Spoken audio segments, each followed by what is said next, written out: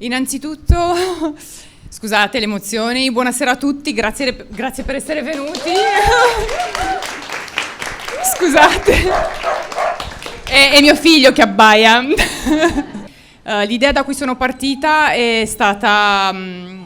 allora, ho visto un documentario una decina di anni fa su una malattia genetica molto rara, in realtà è una condizione genetica molto rara di cui non se ne parla. I media non parlano, la medicina non parla e soprattutto la polizia non ne parla.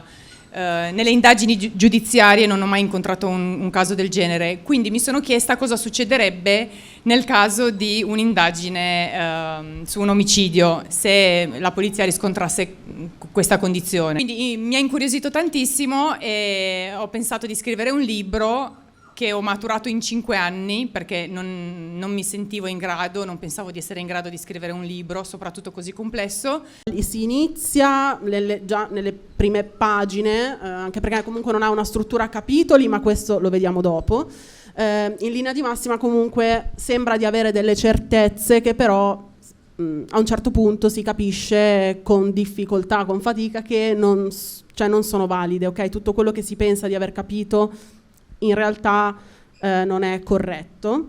Diciamo che nulla è come sembra. No, è un libro comunque molto intenso.